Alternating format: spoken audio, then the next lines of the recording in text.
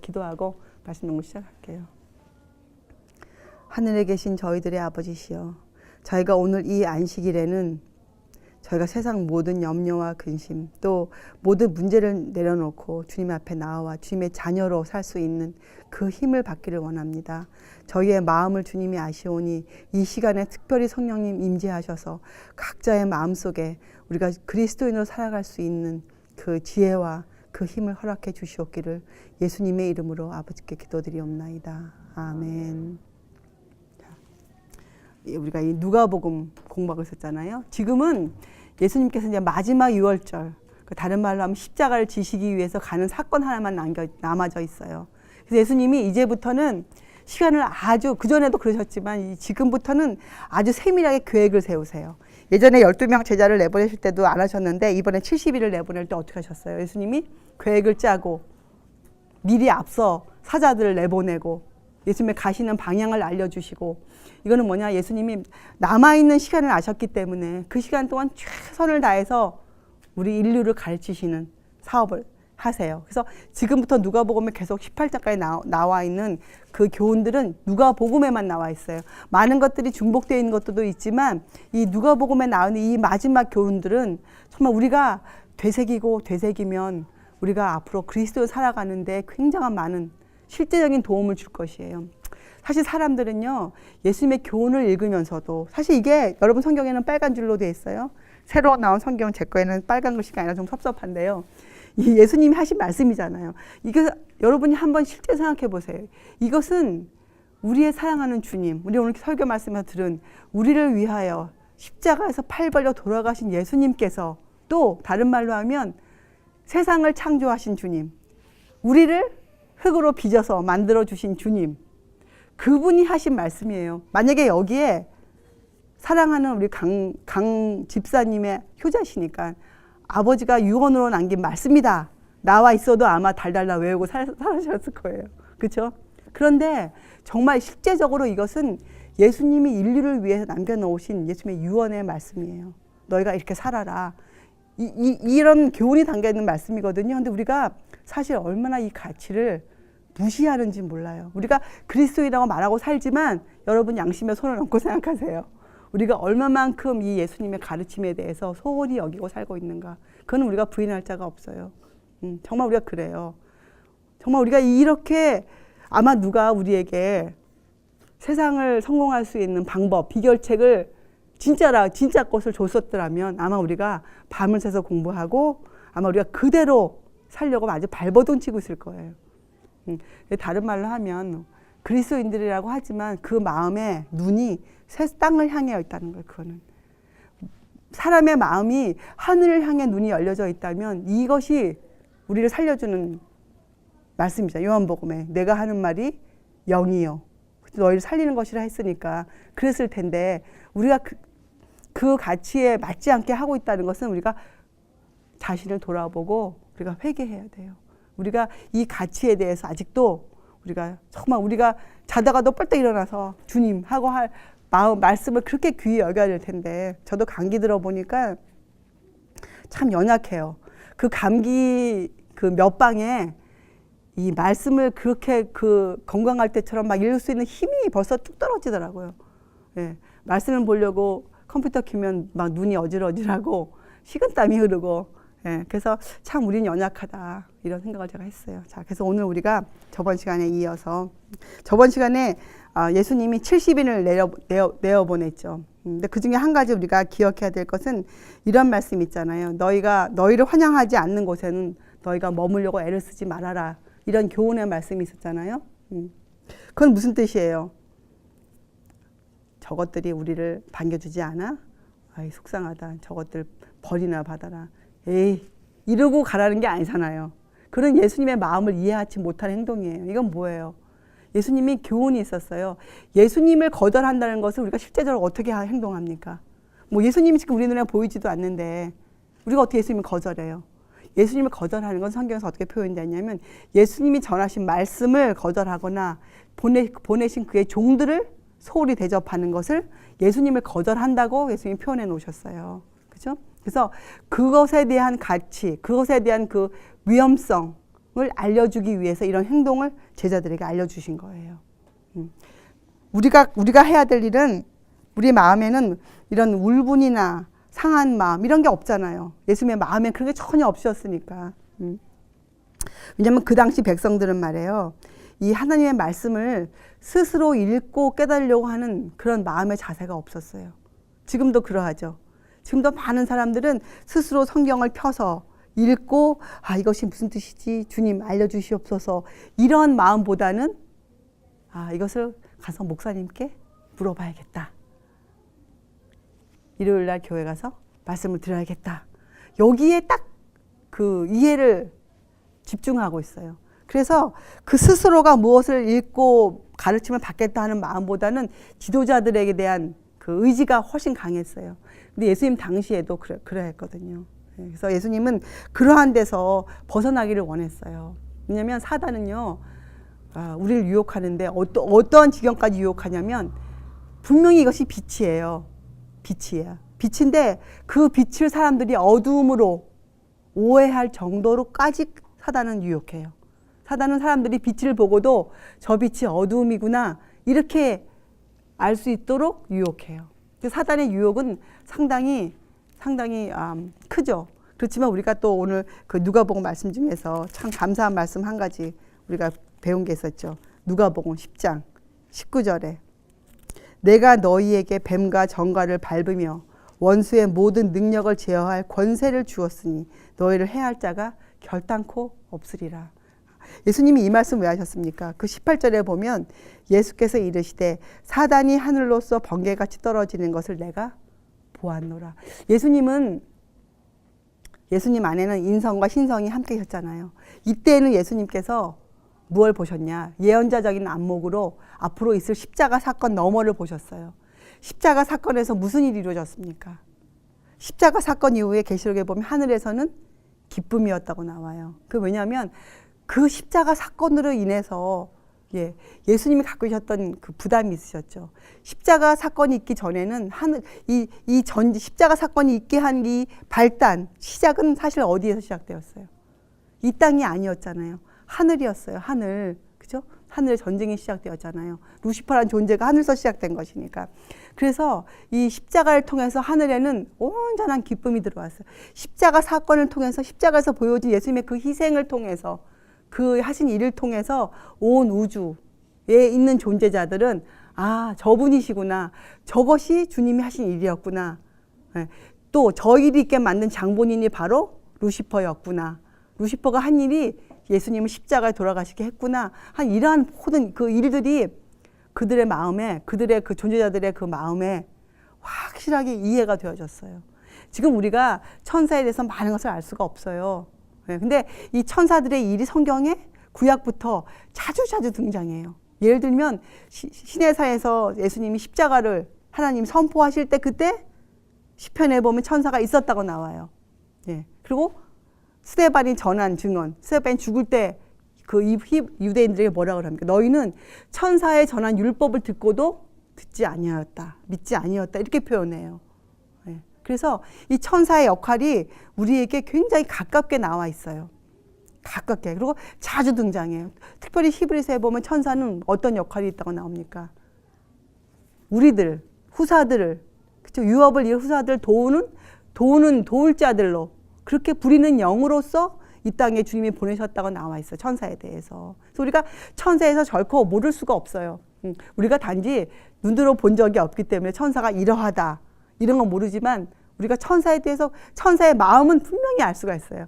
그리고 천사가 원하는 게 무엇한 거 우리가 알 수 있어요. 천사가 원하는 것은 주님의 원한 것과 똑같거든요. 그들은 하늘 사상으로 움직이니까 천사가 원하는 것도 우리 인류가 빨리 회복되는 것이에요. 이렇게 천사에 알 수 있는데 여러분 우리가 왜 이 말씀이 힘이 되냐? 19절 이렇게 돼 있어요. 너희에게 뱀과 정갈을 밟으며 원수의 모든 능력을 제어할 권세를 주었다. 이렇게 나와 있잖아요. 이걸 가만히 보세요. 원수가 갖고 있는 건 능력이에요. 원수가 능력이 있습니까? 사단이 능력이 있잖아요. 그런데 우리에게는 뭐가 있어요? 우리에게는 그 능력을 제어하는 권세가 있어요. 권세.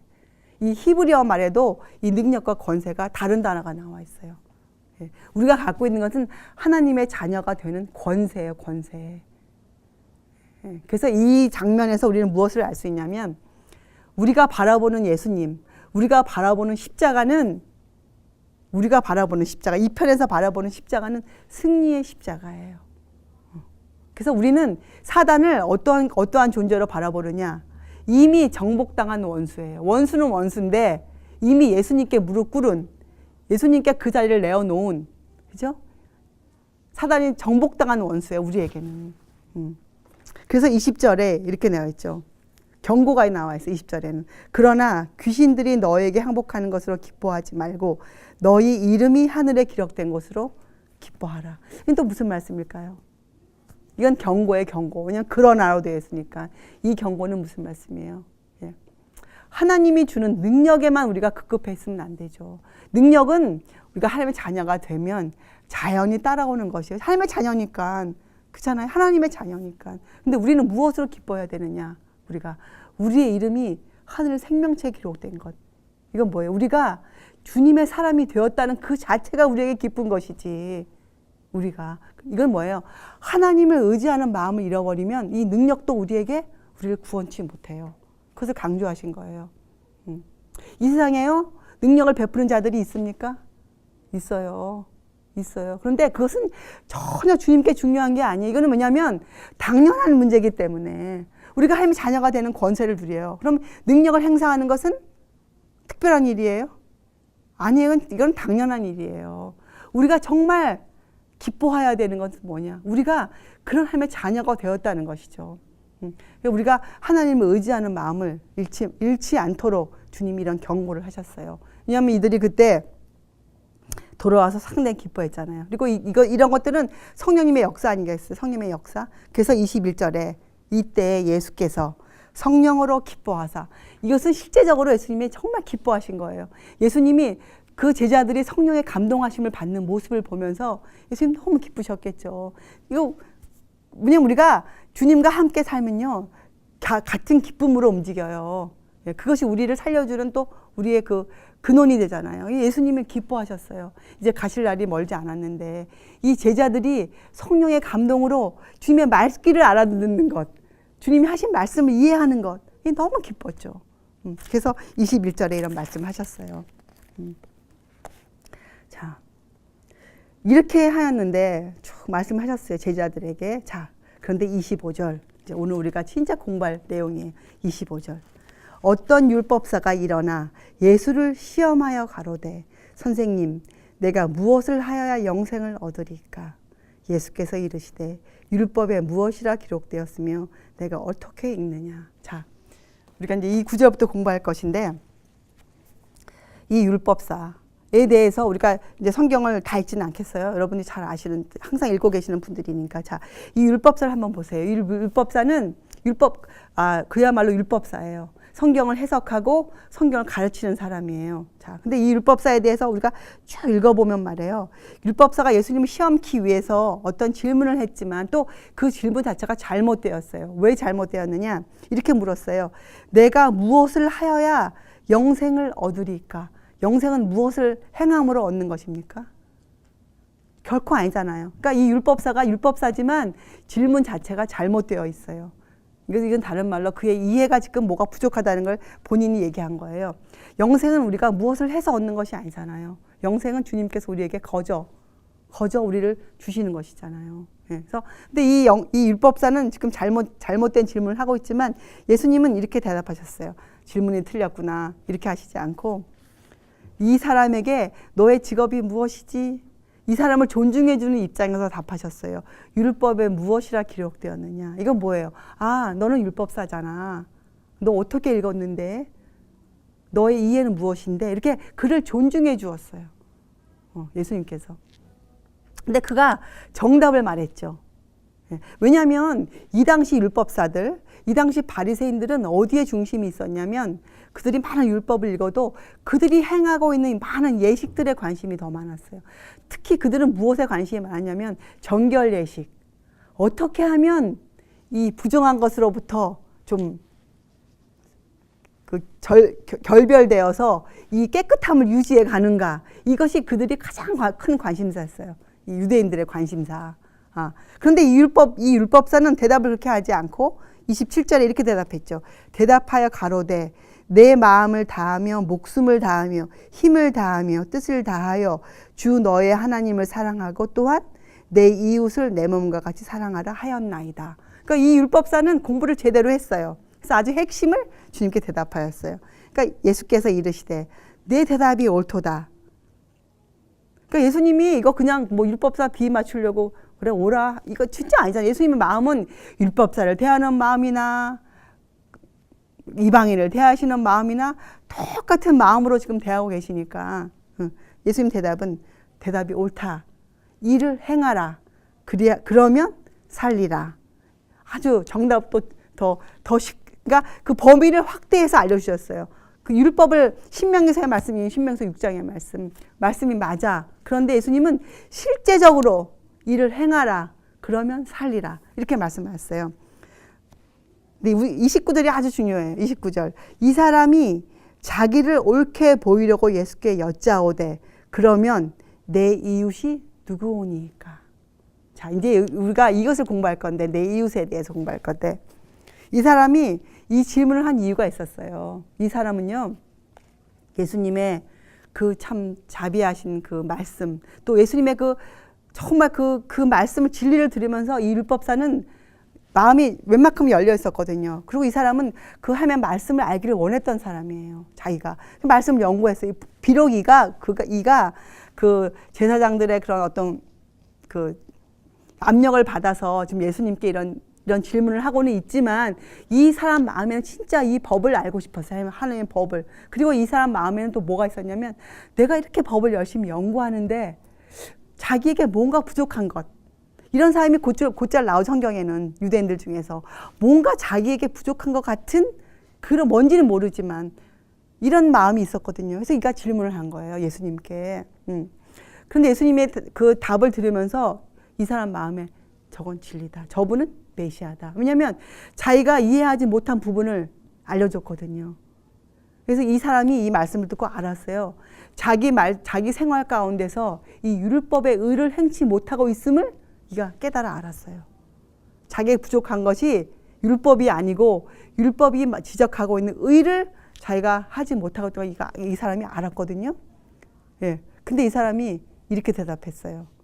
질문을 다시 던졌어요. 이게 사실적으로 하면 주님 그것이 자기가 부족하군요. 하면 그 다음에 따라오는 게 뭐예요? 우리가 회개를 하죠. 왜 우리가 이거 못했던가? 주님의 말씀이 부족했던가? 아니다. 나의 이해의 부족이었구나 하고 해나가야 되는데 이 사람 그렇게 안 했어요. 이 사람 여기 보면 단서가 있어요. 자기를 옳게 보이려고. 이건 무슨 뜻이에요? 그는 진리를 인정하고 거기에 굴복하는 대신에 뭐예요? 자기의 죄를 감추고 자기를 사람들 앞에서 변호할 수 있는 어떤 변명거리를 찾게 되었어요. 근데 이게 많은 우리가 전도하러 나가보면 많은 사람들이 하고 있는 그런 방법이죠. 진리가 전해지면 진리는 알곡과 가라지를 갈라요. 어느 때든지 진리는 어느 때든지 심판이라는 것을 거쳐 지나가거든요. 진리는. 그래서 진리가 지나가면 그 사람의 마음의 상태가 드러나요. 그런 사람들은 그때 저것이 진리구나. 그 진리를 전하는 사람이 외모가 어떠하든지 그 진리를 전하는 사람의 그 급이 어떠하든지 그건 문제가 안 돼요. 저것이 주님의 말씀이구나 하면 그 말씀에 우리가 순종해야 돼요. 그것이 주님이 사람을 통해 전도하는 방법이시잖아요. 그런데 사람들은 그렇게 하지 않죠. 사람들은 그것이 자기의 어떤 죄악을 왜냐하면 진리는 성령의 역사를 성령님은 진리의 성령이시잖아요. 그래서 진리가 전해지면 항상 죄가 드러나게 돼 있어요. 죄의 문제가 드러나게 돼 있어요. 그 사람에게 숨겨져 있는 죄들이 생각나게 떠올라요. 그럴 때 사람들은 순간적으로 그 죄를 감추기 위해서 행동하죠. 이 율법사도 그렇게 한 거예요. 자기를 옳게 보이려고. 근데 그 질문이 내 이웃이 누구오니까예요. 여러분 이 질문을 가만히 생각해 보세요. 앞으로 나오는 이 선한 사마리아인 이야기가 쭉 나올 텐데 이것은 여러분이 너무 잘 아는 이야기죠. 선한 사마리아인 이야기를 모르는 그리스도인 누가 있겠어요. 선한 사마리. 근데 왜 누가 내 이웃이오니까 이 질문을 예수님이 왜 귀히 여기셨는지, 왜 여기에 대해서 이렇게 대답을 쭉 해주셨는지를 또 우리가 사랑하는 책 영감의 글에 보면 시대의 소망에도 나와 있지만 실물 교훈에도 나와 있어요. 굉장히 중요한 이야기이기 때문에, 교훈이 담겨 있기 때문에 세 가지가 들어가 있어요. 여기서 우리가 세 가지를 알아야 돼요. 내 이웃이 누구란 걸 정확히 알아야 돼요. 내 이웃이. 자, 그리고 선한 사마리아인이 한 일을 통해서 예수님의 사업을 볼 수 있어야 돼요. 예수님의 마음을 알 수 있어야 돼요. 선한 사마리아인을 통해서. 셋째, 항상 그렇듯이 예수님의 교훈에는 경고가 담겨져 있어요. 특별히 누구에게? 이 일을 알고 있다고 생각하는 우리들에게 경고가 담겨져 있어요. 그래서 우리가 오늘 세 가지를 공부할 것이에요. 왜냐면요, 여러분, 예수님께서 지금은 문 밖에 서서 뭘 하고 계세요? 두드리고 계신 시대에 살고 있잖아요. 항상 두드리세요. 예수님이 누구는 두드리고 누구는 안 두드리느냐? 그것이 아니에요. 예수님은 모든 사람을 두드리고 계세요. 모든 사람을. 그런데 이 두드림의 소리가 처음에는 커요. 예수님은 항상 똑같이 두드리지만 우리 듣는 사람의 마음에 따라서 이 소리가 크게 왔다가 적게 왔다가 한단 말이에요. 근데 그게 우리의 마음과 관련이 있잖아요. 예수님이 두드리는 첫 노크를 우리가 놓쳐버리면 그때부터 우리의 심령이 강팍해지기 시작해요. 바로가 꼭 그랬잖아요. 여러분 출애굽기 공부해보면 바로에게 맨 처음에 경고하는 게 열째 재앙을 경고했어요. 너의 장자에 대한 경고가 맨 처음에 등장해요. 읽어보면. 근데 바로가 그 경고를 등한히 여겼을 때부터 바로는 마음이 강팍해지기 시작해요. 그래서 우리가 이 심령이 둔해지기 시작해요. 다른 말로 하면, 쉬운 말로 하면 우리의 마음이 예수님의 음성을 듣는데 둔해지기 시작하거든요. 그럼 우리가 두 가지를 놓쳐버려요. 뭐냐면 우리의 인생이 얼마나 덧없는지, 우리가 이렇게 애지중지 여기고 있는 우리의 인생이 얼마나 덧없는지, 이것이 얼마나 날아가 버리는 겨와 같은 것인지에 대한 그 이해가, 그 감각이 둔해져요. 그래서 인생이 그저 소중하기만 해요. 예. 그리고 인생을 우리에게 왜 주셨는지에 대한 이해가, 특별히 젊은 사람들이 그 이해가 둔하게 느껴져요. 그래서 인생이 뭐란데야 돼. 사실 젊었을 때, 아까 목사님 그러셨죠. 내가 20대, 30대에 놓쳐버린 것들, 정말 젊었을 때 내가 인생의 가치를 진짜로 안다면 아마 그 사람의 인생은 정말 달라질 것이에요. 인생의 덧없음을 우리가 놓쳐버려요. 또 하나 뭐냐면 하늘을 놓쳐요. 하늘이 어떠한 곳이라는 것에 대한 이해가 아주 둔해져요. 그게 결국은 땅을 위해 살 수뿐이 없게 돼버려요. 그렇게 두려운 것이에요. 그래서 우리가 저번 시간에 공부했지만 우리가 심판 때 정죄받는 것은 우리가 주님의 진리를 모르고 살았기 때문이 아니에요. 왜냐하면 예수님은 앞으로 누구에게든지 그 기회를 주실 것이기 때문에 그래요. 전도를 통해서 이 세상에는 복음이 끝까지 증거되기 위해 전파되어지게 돼 있어요.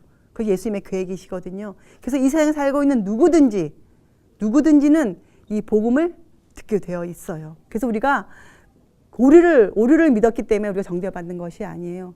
우리에게 전해진 진리를 등한히 여겼기 때문에 우리가 심판 때 정죄받을 것이에요. 아주 우리가 이 진리를 듣는 것은 굉장히 중요한 일이고 우리가 온 마음을 심혈을 기울여서 우리가 취급해야 되는 문제예요.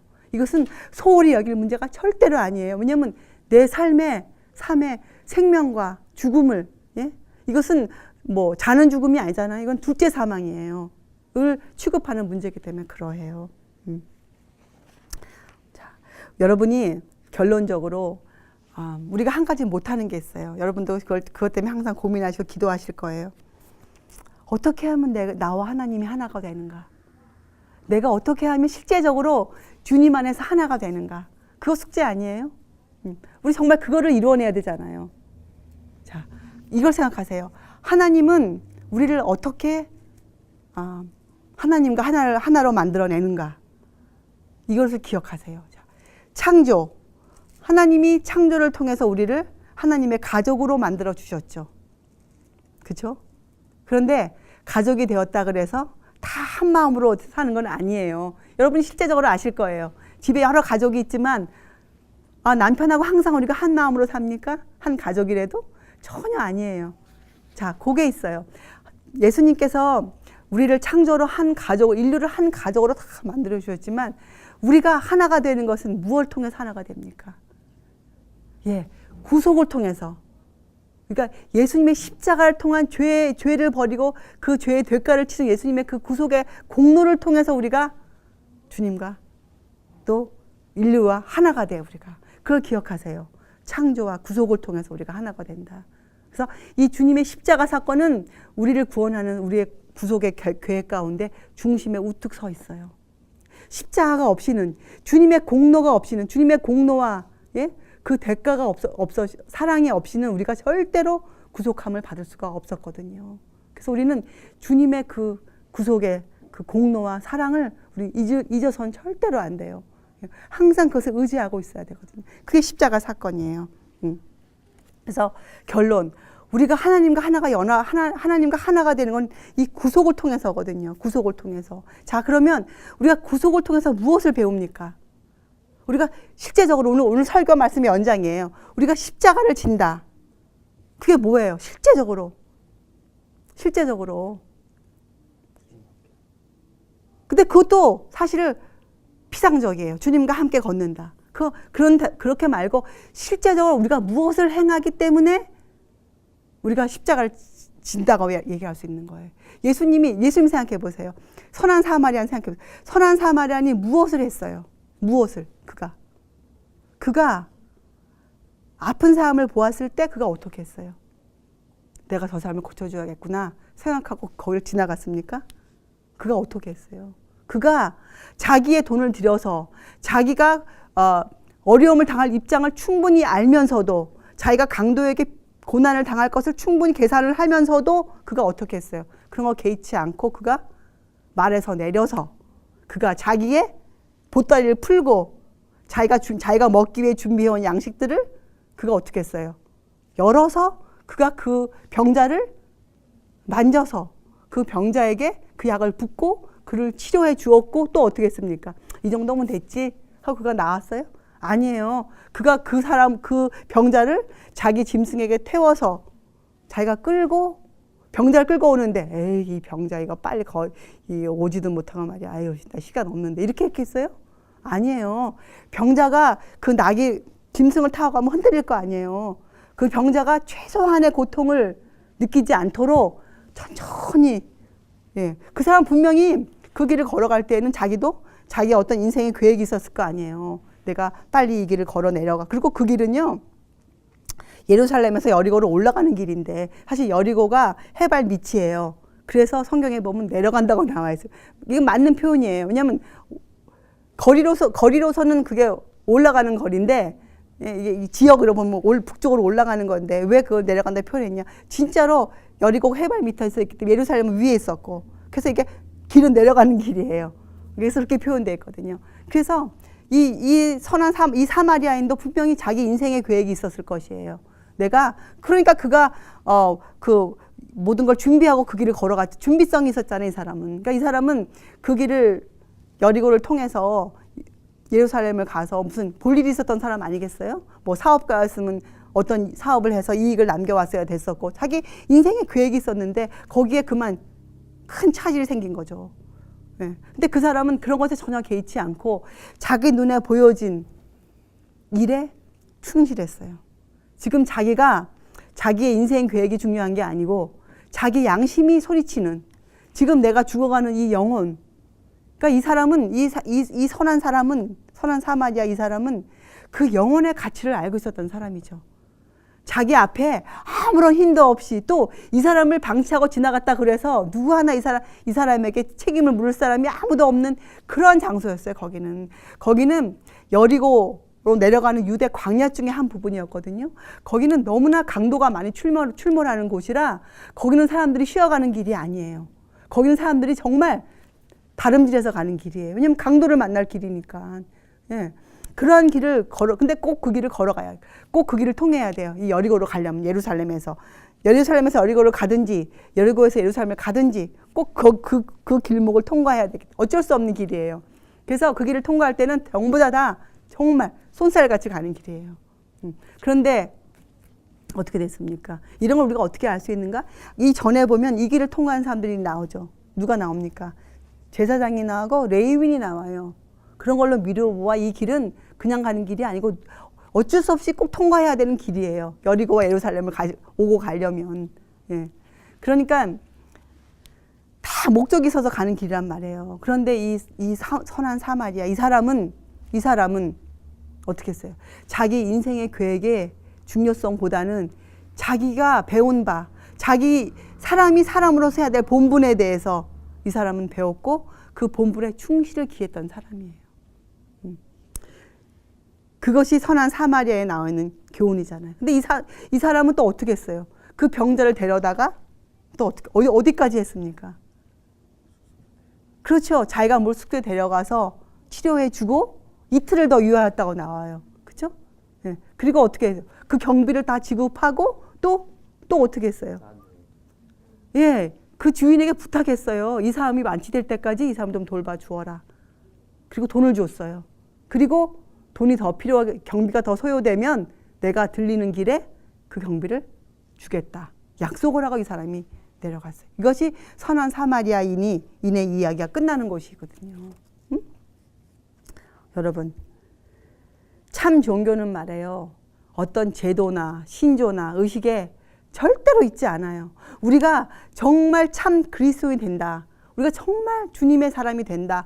이거는 우리의 실제 생활하고 아주 밀접한 관계가 있어요. 우리가 먹고 사는 우리의 일상생활에서 우리가 이런 사마리아인의 삶으로 살지 아니하면 우리도 자신도 구원을 못 받을 뿐더러 우리가 어떻게 됩니까?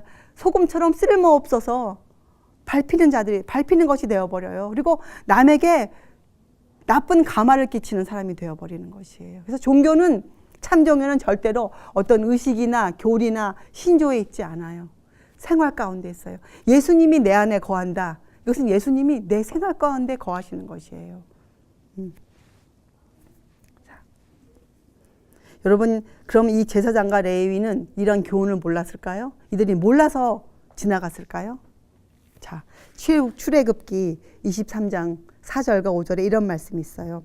내가 만일 내 원수의 길 잃은 소나 나귀를 만나거든 반드시 그 사람에게 돌릴지며 내가 만일 너나 미워하는 자의 나귀가 짐을 싣고 엎드러짐을 보거든 삼가 버려두지 말고 그를 도와 그 짐을 부리울지니라. 예수님은 우리만 사랑하신 분이 아니에요. 정말 말 못하는 하등의 동물들도 예수님은 사랑하셨어요. 그게 예수님의 사랑이시거든요. 그래서 이런 교훈을 벌써 옛날에 주었어요. 또 신명기 레위기서에 보면 그들이 고아를 어떻게 취급해야 되며, 그죠? 과부를 어떻게 취급해야 되며, 특별히 이방인을 어떻게 취급해야 되는지에 대한 교훈이 너무 많이 나와 있어요. 이렇게 돼 있어요. 너희 중에 거하는 타국인을 너희 중에서 나은 자같이 여기며 자기같이 사랑하라. 어디 이방인을 무시해라. 전혀 없어요. 전혀 없어요. 그래서 사실 그리스도인들에게는 그러니까 인종의 차별이 있을 수가 없지요. 더더욱이 우리 한국 사람에게는 뭐가 있습니까? 예, 지역 감정이 있어요. 절대로 그것이 있어서는 안 돼요. 예수의 사람이 아니에요. 경상도면 어떻고, 전라도면 어떻고, 경기도면 어떻고, 서울 양반이면 어떻다는 거예요. 예? 예수님이 인류를 한 혈통으로 만드셨는데, 그렇잖아요? 예. 우리에게는 또 저 사람은 목사다, 저 사람은 전도사다, 저 사람은 아무 직분이 없다. 그게 또 상관이 있을까요? 또 저 사람은 장로교야, 저 사람은 감리교야, 또 저 사람은 안식교야, 저 사람은 통일교야, 저 사람은 여호와의 증인이야. 이게 우리가 무슨 상관이 있을까요? 그 사람 자체에게? 전혀 없다는 것이 우리가 이 선한 사마리아인을 통해서 배워야 돼요. 예. 그래서 히브리서 5장 2절에 그 대제사장에 대해 설명하시면서 저가 무식하고 미혹한 자를 능히 용납할 수 있는 것. 우리의 이웃은 바로 이 무식하고 미혹한 자들이 우리의 이웃이거든요. 이 무식하고 미혹한 자들을 우리는 그런 사람들을 능히 용납해 줄 수 있어야 돼요. 근데 그 이유가 왜 우리가 할 수 있는가? 우리도 연약에 쌓여 있기 때문에 그러하다. 우리가 하나님을 의지하는 마음을 잃어버리면 절대로 할 수 없는 일이에요. 절대로 그리스도인을 살 수가 없어요. 그래서 우리의 이웃이 누구냐? 첫째, 우리의 이웃은 우리의 도움을 필요로 하는 모든 사람이 우리의 이웃이에요. 근데 그 너무 또 광범위하죠? 자, 그걸 다른 말로 하면 뭐예요? 적에게 상처받아 죽게 된 영혼들이에요. 이 적이 누구예요? 적. 사단. 사단의 꼬임에 넘어가서 지금 앞을 볼 수 없는 사람들. 그것이 우리의 영혼들이에요. 또 다른 말로 하면 예수님이 누구 때문에 이 땅에 오셨어요? 예수님이 잘 먹고 잘 사는 사람들 위해서 오셨어요? 아니잖아요. 바로 이 사단의 유혹에 넘어가 고통당하는, 이 죄 문제 때문에 고통당하는 사람들 때문에 오셨잖아요. 예, 그래서 하나님이 예수님께서 십자가로 산 모든 영혼들, 그들이 하나님의 소유거든요. 그들이 바로 우리의 이웃들이에요. 자, 그래서 첫째 대답 나왔죠. 우리의 이웃이 누구인가? 근데 이 이웃이 누구 이웃이니까 물어보는 이 문제를 우리가 이렇게 지식적으로 이해하는 것 선에서 끝이면 우리가 이해를 할 수가 없어요. 이것은 마음의 문제예요. 내 마음에 내 이웃은 누군가? 내 마음의 문제예요. 마음의 문제. 자, 이제는 우리가 한번 예수님의 사명을 한번 보세요. 이 선한 사마리아인이 한 걸 통해서. 자, 예수님의 일을 지금 묘사해주고 있지 않아요? 자, 예수님 보세요. 이 지구에 안 오셔도 괜찮아요. 우리 사람도 마찬가지지만 거룩한 존재자들이 예수님께 할 이유가 없어요. 왜냐면 예수님이 죄를 만들어낸 것도 아니고, 그렇잖아요? 예수님이 이 땅에 지구를 아름답게 만드셨지, 지구에 무슨 가시 엉겅퀴를 주신 분도 아니고, 그렇잖아요? 예. 예수님은 그렇게 할 이유가 없으셨어요. 그런데 예수님은 어떻게 하셨어요? 예수님은 자원하여서 하늘의 모든 권리와 하나님 아들의 신분을 다 놔두시고, 그렇잖아요? 개의치 아니하시고 이 땅으로 오셨어요. 이 땅을 우리가 죄인 되었을 때, 우리가 그조차도 모르고 있을 때 예수님 이 땅에 오셨어요. 오셔서 어떻게 했어요? 이 땅에서 어떻게 사셨어요? 가장 천한 곳에서 가장 천한 사람으로 예수님, 또 예수님 받으신 그 모욕과 배반과, 그렇잖아요? 예, 그 형편을 우리가 성경을 통해서 조금 읽어보면 아마 지금 우리 보고 그렇게 살라 그러면 글쎄 우리가 견뎌낼까요? 예, 그러한 입장에서 예수님은 그 와중에서도 정말 기쁨으로 아버지의 뜻을 이루시기 위해서 살아내셨거든요. 예, 그리고 예수님은 자원하여 십자가에서 그 두 팔을 벌리셨어요. 근데 예수님께서 그 팔을 벌리실 때 하신 말씀이 있잖아요. 아버지, 저들의 죄를 용서하여 주시옵소서. 그 예수님이 멋있게 보이려고 한 기도가 아니시잖아요. 예수님이 당한 처해는 지금 형편이 있잖아요. 예, 그때 예수님이 그 십자가 바로 밑에서 예수님 조롱하는 소리, 네가 하나님의 아들이거든, 내려와라. 그런 조롱의 소리 가운데에서도 그리고 예수님이 사랑하는 그 12제자가 다 예수님을 버리고, 그쵸? 떠나갔는데 예수님, 또 베드로가 예수님 어떻게 취급해 줬어요? 근데 예수님 거기서 그런 기도 드리셨거든요. 우리의 주님이시거든요. 우리의 구세주시거든요. 그래서 이 선한 사마리아인이 베푼 이 행위, 이에 대한 이해가 여러분과 제 마음을 움직여야 돼요. 여러분과 제 마음을 움직여야 돼요. 그 뭐냐면 예수님은 우리가 예수님께 이런 일을 하는데, 다른 말로 하면 우리의 인생을 살아가면서 우리가 하는 일들이 있잖아요. 근데 예수님은 우리의 관심사가 이 땅으로 갈 길을 전혀 원치 않으시잖아요. 예수님은 우리가 예수님의 이런 교훈을 통해서 우리의 관심사가 예수님의 관심사와 하나가 되기를 원해요. 우리의 관심사가 주님, 우리의 이웃이 누굽니까? 네? 우리가 무엇을 할까요? 우리가 어떻게 하면 주님처럼 저 이웃에게 도움이 될까요? 그 관심을 갖기를 원하시거든요, 우리가. 근데 그 관심을 갖게 되어서 우리가 그 일을 하는 그 과정을 예수님은 절대로 우리를 강요하지 않으세요. 이거 안 하면 너에게 구원이 없다. 너 하늘 못 와. 전혀 이런 말씀 하시지 않으세요. 근데 예수님 우리가 이러한 일을 예수님, 이런 선한 사마리아인이 한 이 일을 예수님이 봉사라고 부르셨어요. 봉사. 서비스. 우리가 하는 거, 우리가 행하는 일이란 말이죠. 그러니까 여러분과 저의 삶을 매일매일 하루를 메꾸고 있어야 되는 일이 사실은 이 봉사예요. 봉사. 눈 멀고, 배고프고, 그렇죠? 속상해하고, 염려하고, 근심하는 자들을 위해서 우리가 그들에게 해주는 일로 사실은 우리 인생이 꼴지어져야 돼요. 우리 인생이. 그걸 우리가 이제 예수님의 사명을 통해서 배워야 되거든요. 그런데 결론적으로 예수님이 이러한 교훈을 주신 이유가 나와 있어요. 그것이 요한복음 15장 17절의 말씀인데 이렇게 말씀하셨어요. 내가 이것을 너희에게 명함은, 제자들에게 하신 말씀인데, 명함은 너희로 서로 사랑하게 하려 함이니라. 사랑하게 하려 함이니라. 또 요한복음 13장 34절에는 내가 너희를 사랑한 것 같이 너희도 서로 사랑하라. 그래서 우리는 오늘 이 선한 사마리아인의 행위에서 사랑을 배우고 사랑의 정의를 내려야 돼요. 사랑. 정말 요사이처럼 이 사랑에 대해서 목말라 하고 사랑을 많이 외치는 시대도 아마 없었을 거예요. 아마 우리가 살고 있는 이 시대가 아마 사랑의 정점을 이루고 있을 거예요. 사랑. 세상 사람들도 사랑. 정말 사랑 타령이죠. 네, 사랑. 교회도 사랑. 서로 사랑하라. 자, 그런데 우리가 이 사랑에 대해서 이해가 있어야 돼요. 사랑. 아무 사랑을 하는 게 아니잖아요. 사랑에도 뭔 종류가 있거든요. 그래서 우리가 그전 시간에 공부했지만 예수님께서 이 사랑을 표현하는 히브리어로 보면 사랑이 3가지로 나와 있잖아요. 사랑이. 그래서 우리가 사랑을 알아야 돼요. 자, 사랑. 이 사랑을 알기 위해 여러분들이 기억해야 될 성경 구절이 있어요. 로마서 13장 10절. 잘 아시는 거예요. 사랑은 이웃에게 악을 행치 아니하나니. 그러므로 사랑은 다 아시죠? 암송하세요. 율법의 완성이니라.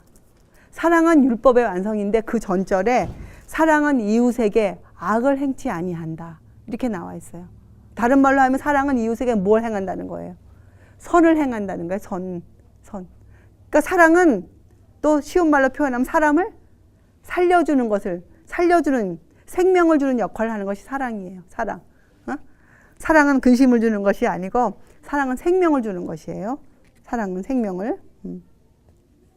자, 그래서 우리가 오늘 선한 사마리아인 이야기 중에서 그럼 과연 하나님의 사랑은 우리가 행위로 지금 알았어요. 사랑은 무엇인가? 사랑은 그 사람이 아파 있는 사람이 또 무언가를 필요하는 사람이 그 필요를 호소하거나 그 필요를 외치거나 하기 전에 그랑 전혀 관계가 없이 사랑은 어떻게 해요? 사랑은 베푸는 자가 행하는 것이 사랑이에요. 사랑은 예수님 교훈 중에서 어떻게 거저 받았으니 거저 주어라. 그게 사랑이거든요. 사랑. 그래서 사실은 사랑이 관건이에요. 사랑. 그래서 예수님이 다 끝나는 말씀 중에 하신 말씀이 37절에 가서 너도 이와 같이 하라. 이렇게 교훈하셨어요. 사랑. 우리가 사랑을 알고 사랑을 실천하는 사람이 되어야 돼요. 사랑을 알고. 이것은 여러분이, 그건 참 쉬운 거죠. 기독교에서 사랑을 항상 얘기하니까. 근데 이거 정말 어려운 얘기예요. 사랑. 자, 우리가 하나님의 사랑을 어디에서 알 수 있습니까, 여러분? 하나님의 사랑. 예. 십자가에서 사랑이 표현되어 있었어요. 자, 그런데 사랑은 이런 것입니다 하고 문자적으로 설명되어 있는 구절이 성경에 있습니까? 사랑에 대해서. 아까 사랑은 율법의 완성이라고 했잖아요. 그럼 사랑을 표현한 구절이 있겠어요? 문자적으로 사랑은 이런 겁니다 하고 사랑의 정의를 내려놓은 구절이 있냐고요. 성경에. 분명히 있어요. 왜냐하면 사랑은 율법의 완성이기 때문에 율법이 사랑을 표현한 문자예요. 율법. 쉬운 말로 10계명. 예, 첫 계명부터 10계명까지가 사랑을 표현한, 설명한 인간에게 사랑이란 것이 이런 것이다라고 알려준 것이 10계명이에요. 제1계명부터 제10계명까지. 1계명부터 넷째 계명까지는 사랑의 근원에 대해서 알려줬어요. 제5계명부터 10계명까지는 그 사랑을 실천하고 사는 방법을 알려주셨어요. 그래서 사랑은 이런 것이다. 문자적으로 알려준 것이 바로 율법이에요. 율법. 그래 사랑은 율법의 완성이에요. 그래서 여러분들은 이 율법을 이해하고 있어야 돼요. 하나님의 법은 우리를 그러니까 이것은 우리를 죄에서 속해주는 구속이 아니고 우리를 얽매어 놓기 위해서 만들어 놓은 것이 율법이 아니에요. 그리고 율법을 떠나서는 우리가 결코 자유함을 얻을 수가 없어요. 예. 율법은 우리에게 아주 자연스러운 것이 되어져야 돼요. 무엇을 통해서? 이 하나님의 사랑, 십자가를 통해서. 십자가의 사랑의 그 방법을 통해서 우리는 율법이 아주 우리에게 아주 자연스럽고 정말 율법의 그 보호 없이 우리가 살 수 없는 사람. 율법이 없이 어떻게 그리스도인 존재할 수 있겠어요? 율법이 없이. 그렇잖아요. 그래서 우리는 이것은 궤변이에요. 내가 그 율법을 지키려고 애를 썼는데 내가 지키지 못해 내가 낙담했습니다. 이것은 궤변이에요. 사람은 율법을 지키자고 애를 쓸 수도 없지만 또 그런 마음 자체를 처음부터 품을 수가 없어요. 그래서 그것은 성립되지 않는 말이에요. 예. 우리는 이 율법을 알기를 애써야 돼요. 하나님의 법을.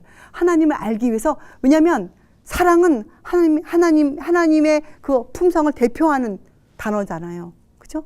예. 그래서 율법은 다른 말로 하면 또 하나님을 표현해 준 거예요. 율법. 그래서 율법은 하나님이 어떠한 분이시다는 것을 하나님의 성품을 우리에게 알려주는, 구체적으로 알려주는 것이 또 율법이거든요. 그래서 여러분은 이 율법을 자세히 알고 있어야 돼요. 율법을. 왜 하나님이 그렇게 말씀하셨는지. 그래야 우리가 그 율법 안에서 주님을 보고 우리가, 그렇잖아요? 주님을 닮는 사람으로 우리가 꼴 주어질 수 있거든요. 율법은 아주 중요한 것이에요. 그래서 우리가 율법을 어떻게 해야 됩니까? 아는 것으로 끝나야 됩니까? 아니에요. 행하는 자. 그게 야고보서가 우리에게 이해가 되어지는 거잖아요. 행하는 자. 우리는 하나님의 법을 이해하고 깨닫고 십자가를 통해서 우리가 그 법을 행하는 자가 되어야 돼요. 근데 전혀 어려운 일이 정말 아니에요. 왜 어려우냐? 우리가 하는 일이 아니거든요. 우리가 하는 일이 아니에요. 자, 그러면 이 사랑이 우리 안에 어떻게 생기는가? 이 사랑이. 이 사람 돈 주고 살 수 있어요? 절대로 못 써요. 이 사랑. 근데 우리가 이 사랑을 어떻게 알게 됩니까? 이 사랑을. 우리가 어떻게 알게 돼요? 우리가 이 사랑을 어떻게 알게 됩니까? 우리가 십자가를 바라볼 때, 그죠? 주님을 이해할 때, 바로 저분이시구나. 바로 저분이시야. 할 때 내 마음에 그때 주님의 사랑이 내 속에서 흘러 들어오거든요. 주님이 우리에게 사랑을 주셨어요. 사랑. 주님이 이 땅에 오셔서 하신 일은 한 가지셨어요. 사랑하셨어요. 인류를 사랑하셨어요. 인류가 그렇게 싫다고 주님을 내밀고 주님을 돌로 쳐 죽이려고 돌을 들고 해도 예수님은 절대 우리를 원망하시지 않으시고 끝까지 우리를 사랑하셨어요. 그것이 요한복음 3장 16절에 하나님이 세상을 이처럼 사랑하사. 그것을 우리가 이해해야 돼요. 이처럼 사랑하사. 그 사랑. 그 사랑이 어떻게 돼요? 강물처럼 우리에게 흘러들어와요. 그 사랑이. 예. 그때 우리가 그 사랑을 이웃에게 줄 수 있는 이제 사람이 되어가는 거예요. 되기 시작하는 거예요. 그 사랑이. 자, 그러면 왜 우리에게 어려움이 옵니까? 왜 우리에게 인생에 제가 오늘 이것을 깨달았어요. 왜 내 삶에 어려움이 있는가? 내가 주님의 사업을 하고자 애쓰는데 왜 나에게 어려움이 오는가? 왜 곤란한 일이 생기는가? 왜 생길까? 제가 알았어요. 바로 이거구나. 하나님의 사랑이 지금 흘러가지 못하고 막혀져 있어요. 왜 이 사업이 하나님이 계획해 놓으신 것만큼 성과가 없는가? 제가 한번 생각해 봤어요. 선한 사마리아인을 공부하면서. 선한 사마리아인처럼 하지 않았거든요. 어디까지만 하고 우리가 이 정도면 되었지 뭐. 나는 그저 이 정도 사람이야. 우리가 사실 그러고 있었거든요. 그런데 아니에요. 근데 제가 가만히 생각해 보니까 그래, 그거였다. 하나님의 사랑이 지금 나에게 흘러 들어왔어요. 내가 주님 분명히 알았어요. 주님 나의 구세해 주시고 주님이 나를 위해서 어떠한 일을 행하셨는가 우리가 이해했어요. 제 자신이 알았어요. 그런데 그 사랑이 나에게서 끊이지 말고 변함없이 그 강물이 그저 내 마음 벽에 부딪혔다가 돌아갈 것이 아니라 그 강물이 나를 통해서 다시 그 파도가 사랑의 물결이 흘러가야 되는데 그것을 막고 있는 거예요. 그것을 막고 있는 거예요. 그러니까 어떻게 됩니까? 사랑이 저 사람에게 가서 다시 흘러 가야 될 텐데 그것이 막혀져 있는 거예요. 그래서 내가 지금 곤란한 일을 겪고 있는 거예요. 왜? 하나님은 그 곤란을 통해서 내 마음에 숨어져 있는 이기심을 알기 원하세요. 사람은 다 이기심이 있어요. 우리는 이 선한 사마리아인처럼 내 것을 내어놓기를 주저해요. 내 것을 내어놓는 정도가 아니라 내 것을 희생하기를 주저하고 있어요. 우리가 어쩌면 지금 그런 입장에 처해 있지 않을까요? 제가 오늘 그걸 회개했어요. 제가 어쩌면 주님 앞에서 예? 그 희생이란 것을 하기를 좀 두려워하고 있지 않을까? 주님이 걸어가신 그 길을 나도 걸어가야 되는데, 그 십자가를 나도 져야 되는데 어쩌면 그 일에 그 무게에 내가 눌려있지 않을까? 내가 어쩌면 그를 지기를 지금 조금, 참 영어 단어가 좋을 것 같아. hesitate. 이거 뭐 주님 나 싫어요. 아니 이건 아닌데 그저 조금 주님 아직은 글쎄 뭐 주님 조금만 더 글쎄 뭐 이런 마음을 혹시 내가, 그게 이기심이거든요. 그게 바로 무슨 이기심이 나 혼자 잘 먹고 잘 살겠다 이런 수준이 아니잖아요. 우리가 갖고 있는 이기심은. 그건 우리가 지금 공부해서 많이 버렸어요. 이제는 우리가 남을 위해 살아야겠다 이런 마음 들어와 있단 말이에요. 근데 그 남을 위해 살겠다는 그 정도가 어디까지냔 말이에요. 어디까지냔 말이에요. 그것을 우리가 그 경고로 받아들여야 돼요. 이 선한 사마리아인처럼 우리가 해야 되는데, 그죠? 그 사람이 정말 완전히 완치된 것을 위해서, 예? 우리가 누구에게 전도를 했어요. 그럼 그 사람이 정말 주님의 말씀에 들어온 그 기쁨을 같이 누리는 사람이 될 때까지 우리가 마음을 쓰고 우리가 희생하고 해야 되는데 과연 그러했나? 대답이 아니더라고요. 나에게 이기심이 숨어 있었구나. 내가 인생의 곤란을 겪는 것, 주님이 나에게 그를 허락해 주신 것은 바로 나로 하여금 이 선한 사마리아인이 되게 하시기 위해서, 예? 이 선한 사마리아인이 행한 이 봉사를 나도 행하기를 주님이 원하시기 때문에 내 속에 숨어져 있는 이기심, 우리 이기심 많아요. 그래서 우리는 내가 근심해야 되지 않을 것들, 염려해야 하지 않을 것들을 염려해. 그래서 이 선한 사마리아 이야기 다음에 누가 얘기 나온 줄 아세요? 마르다의 얘기가 나와요. 마르다의 얘기가. 그래서 나와요, 마르다 얘기가. 마르다는 걱정하지 않을 것을 걱정하는 사람이에요. 마르다는. 언제 주님이 마르다에게 맛있는 요리를 해달라고 그랬어요? 언제 주님이 먹는 것 때문에 누구를 탓한 적이 있어요? 아니잖아요. 예. 그 보잘것없는, 예? 생선 몇 마리와, 예? 보리떡 몇 개에도 주님은 5,000명을 먹이신 분이세요. 예? 그런데 마르다는 근데 사실 마르다가 음식 때문에 했다는 것보다는 뭐 때문에 마르다가 이 성질 머리가 났습니까? 자기 동생 때문에. 예? 그게 뭐예요? 이기심이잖아요. 이기심. 그래서 바로 이 선한 사마리아 이 얘기 끝에 마르다의 얘기가 잠깐 나와요. 그래서 마르다가 나오는 거예요. 여러분, 마르다가 주님을 몰랐습니까? 마르다 주님 알았어요. 선한 사마리아인 이야기는 예수님을 모르는 사람에게 한 얘기가 아니에요. 여러분과 저처럼 이 사업을 하고 있는 사람들에게 주신 경고의 말씀이 선한 사마리아인 이야기예요. 지금 우리는 남을 위해서 걱정할 때가 아니에요. 예, 다른 일로 염려 근심할 때가 전혀 아니에요. 지금 우리는 우리의 구원과 우리 이웃의 구원을 위해서 우리가 지금 어떠한 일을 해야 하는가, 우리가 어떠한 사람이 되어야 하는가, 이 문제에 우리가 온 마음을 쏟아야 돼요. 지금은 우리가. 그리고 우리가 그렇게 봉사해야 이 전도 사업이 끝을 내요. 그래야 예수님은요, 선배글에 이런 말씀이 있더라고요. 마지막으로 구원을 받아야 할 영혼이 구원받기 전까지는 예수님 절대로 이 땅에 오시지 않으신대요. 네. 마지막으로 구원받아야 될 영혼이 구원받을 때까지는 예수님 오시지 않는데요. 그러면 우리의 책임이 얼마나 큽니까? 우리의 책임이. 우리가 진리를 모른다고 하면 우리가 그 책임을 벗어날 수도 있을지 혹 모르겠어요. 근데 여러분과 저처럼 우리가 진리를 알고 있다. 우리가 또 진리를 전하는 사업을 하고 있다. 나는 사람에게 전도하고 싶다. 나는 사람에게 진리를 알려주고 싶다. 그것으로 내 마음이 불타오른다. 이거 열정이거든요. 열정. 그런데 이제는 우리가 어디로 성장해야 되는가. 마르다도 열정 있던 여자예요. 그렇죠? 그러니까 마르다가 이 와중에서도 지금 막 용기를 내어서 지금 뭐 예수님 혼자 오신 게 아니잖아요. 제자들 다 데리고 왔잖아요. 지금 다 하고 열정이에요. 열정 없으면 교회 봉사 못 해요. 열정 없으면 그게 나쁘다는 게 아니잖아요. 우리가 그것을 어떻게 성화시켜 가느냐. 그것을 우리가 성장해야 돼요. 우리가 자라나야 돼요. 우리 그리스도인들은 그리스도를 대표해야 한다는 것을 항상 기억해야 돼요. 여러분들은. 우리가 어디 나가서 저는 그리스도인입니다. 이렇게 말을 하잖아요. 그건 나는 항상 주님을 대표하고 있다. 이것을 기억하세요. 주님을 대표하고 있다. 만약에 우리가 가정과 이웃 사이에서 또 교회에서 남의 유익을 위하여 실제적으로 어떤 희생도 하고 있지 않다. 그러면 내가 아무리 진리를 알고 있습니다. 내가 아무리 좋은 글을 써내든지 내가 무슨 3대째 재림 교인이라고 내가 고백하든지 하든지 상관없이 그 사람은 그리스도인이 아니에요. 그리스도인은 십자가를 져야 되거든요. 그 십자가를 진다면 뭐예요?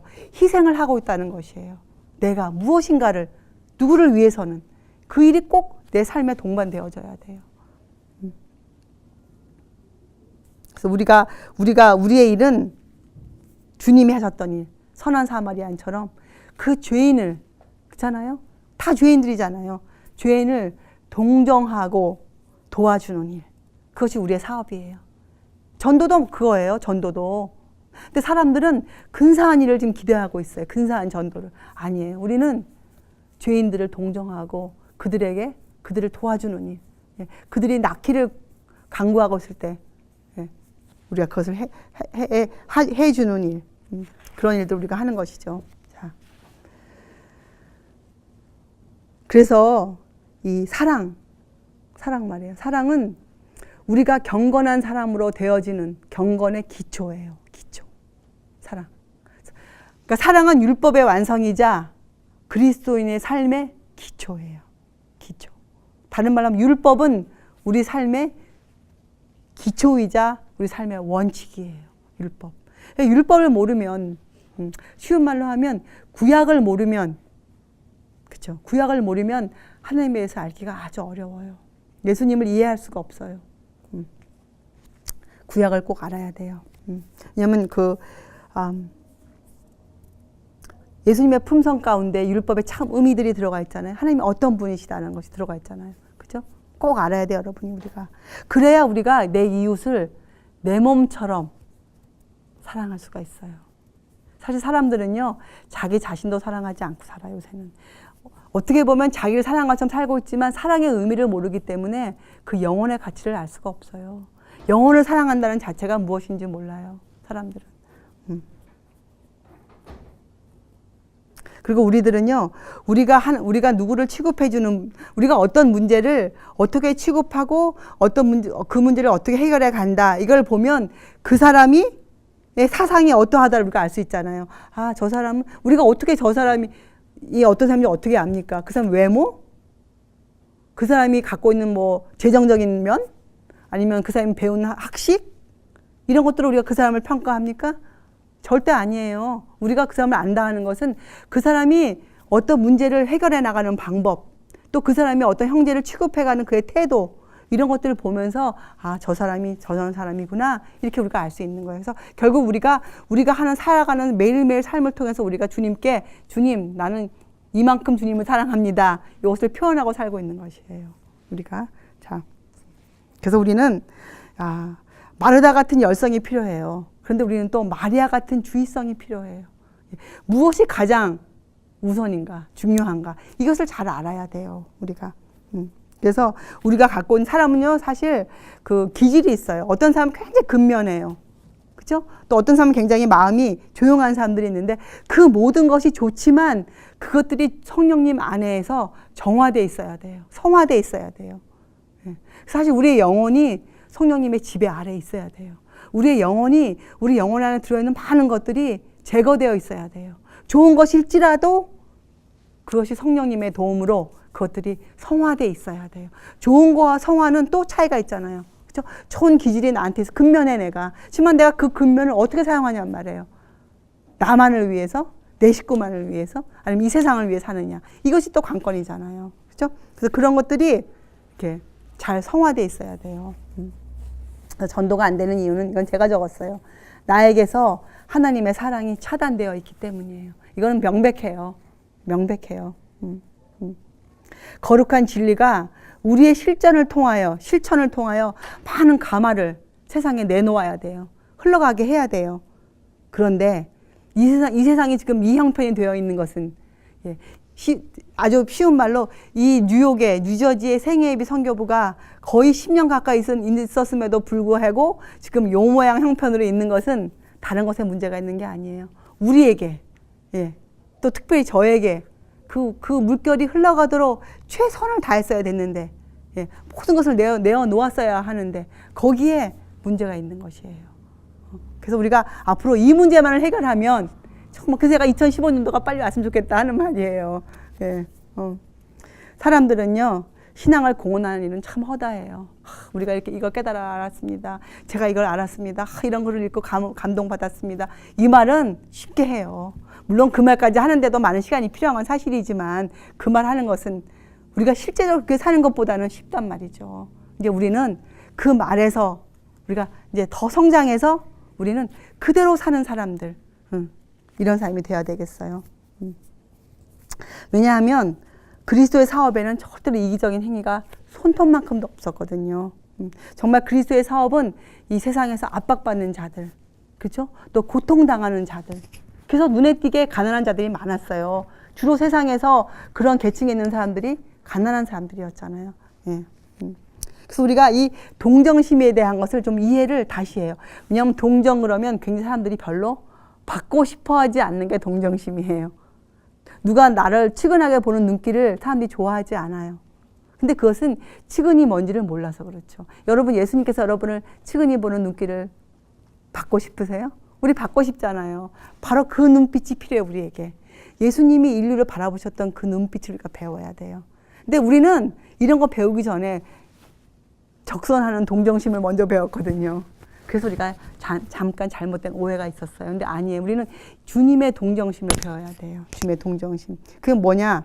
실제적으로 주님의 동정심은 당신의 생명을 버려 구원하실 만큼 이 영혼들을 귀하게 여기셨어요. 예수님 십자가에 오신 이유가 뭐예요? 영혼들을 구원하기 위해 오신 거거든요. 그건 다른 말로 하면 주님이 당신의 생명보다 그 영혼을 더 귀하게 여기셨으니까 생명을 버리셨죠. 그게 십자가예요, 여러분. 십자가. 그 예수님의 그 눈빛, 그 마음이 우리에게 있어야 돼요. 우리에게.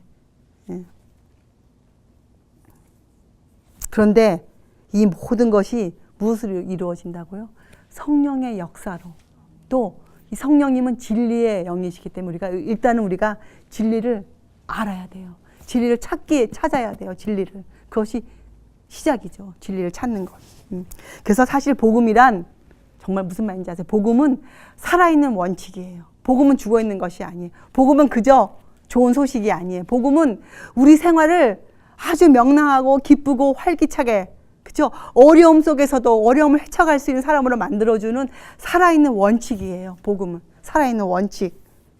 그래서 갈라디아서 2장 20절. 이제 내가 사는 것은 내가 사는 것이 아니고, 그죠?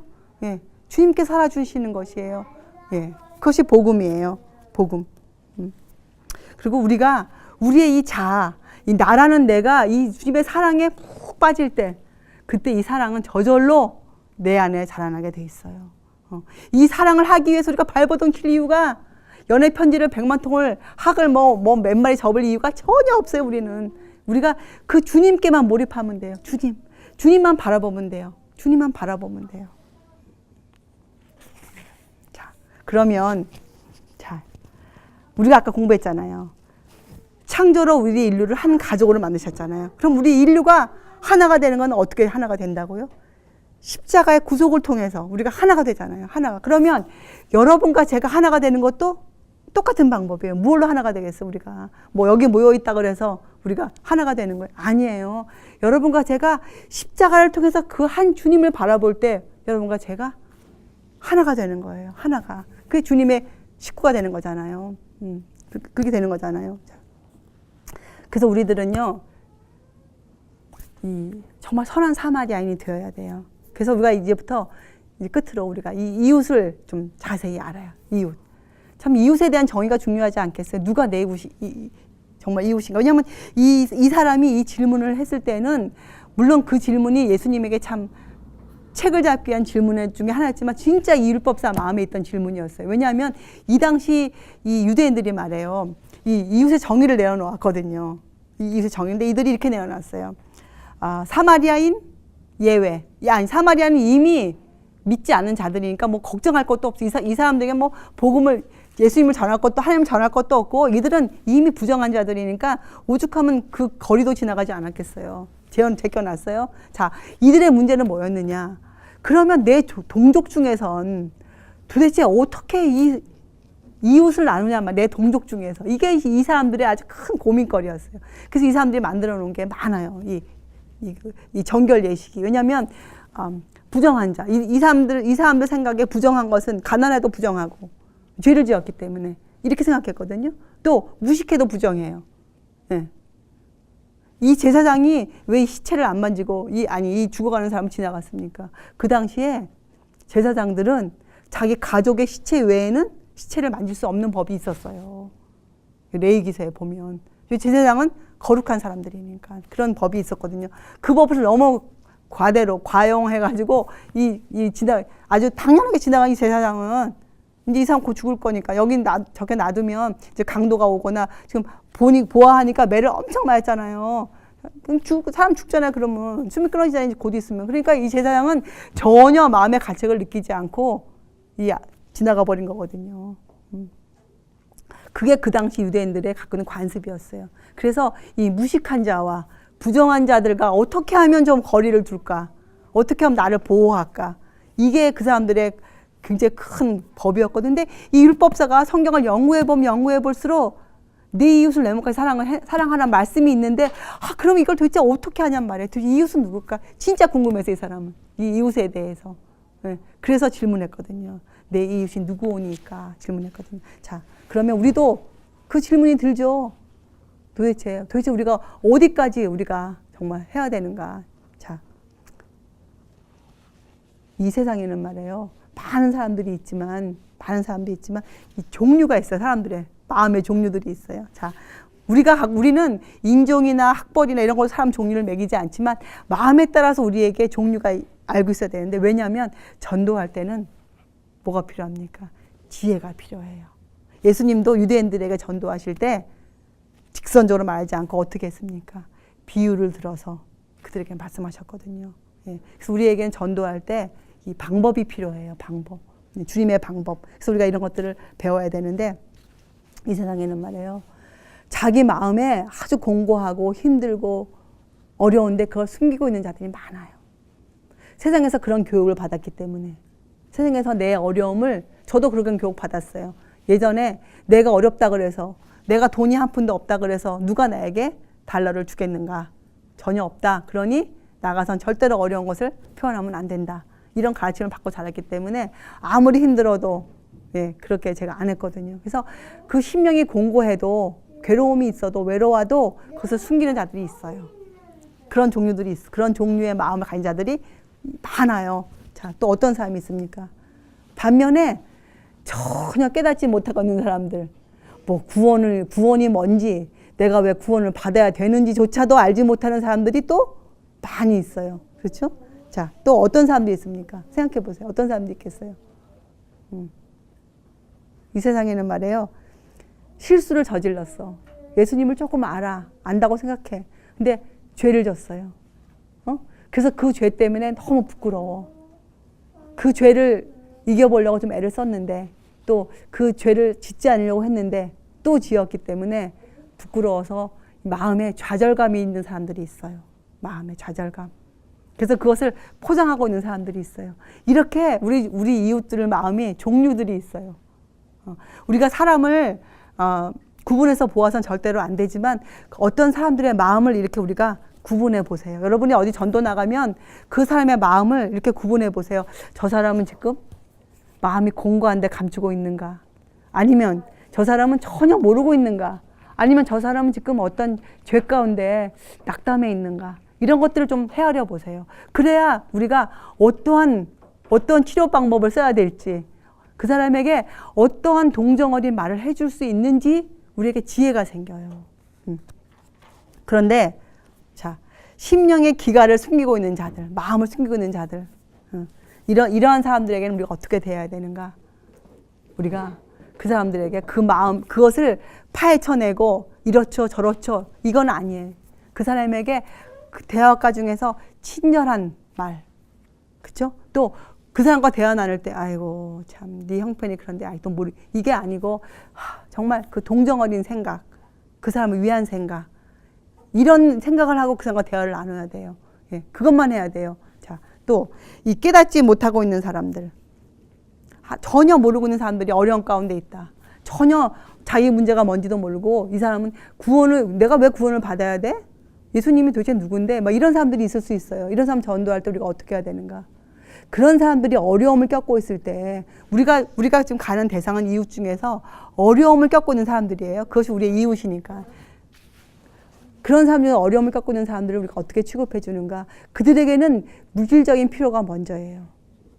그들이 배가 고파요? 그럼 그들을 먹여야 돼요. 네. 그들이 아파요? 병을 우선 낫게 해줘야 돼요. 네. 이러한 행동이 먼저 우선 되어져야 돼요. 그러한 행동을 통해서 그들이 그 안에 그 사랑을, 전혀 나에게 이런 걸 베풀 필요가 없는 사람인데도 불구하고 그런 사랑을 맛보면서 그런 사람들이 깨어날 수가 있거든요. 그래서 우리가 그럴 때는 물질적인 필요를 먼저 공급해 주어야 돼요. 자, 세 번째, 실수를 저지르고 부끄럽게 여기고 있는 자들, 그런 자들 우리가 어떻게 취급해 줘야 되는가? 그럴 때는 이런 말씀이 참 제가 은혜 받았어요. 이렇게 표현되어 있더라고요. 흐르는 물살을 거슬려 가는 사람은 어떻게 됩니까? 못 가죠. 지금 실수를 저질렀어요. 그 사람 예수께로 돌아올 수 있는 방법이 있을까요? 그 사람 그 힘으로, 자기 힘으로 못 가요. 이 물살을 거슬러 올라가는 거는 아무나 할 수 없잖아요. 근데 이때 한 사람이 예를 들었다, 그 책에. 베드로.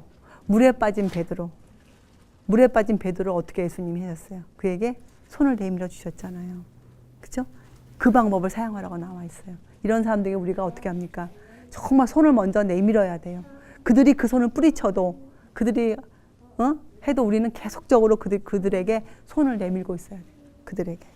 그들에게 우리가 희망적인 말, 주님의 사랑, 주님의 인성, 예? 주님의 그 아름다운 사랑, 그것을 계속적으로 공급해 줘야 돼요. 희망적인 말들을.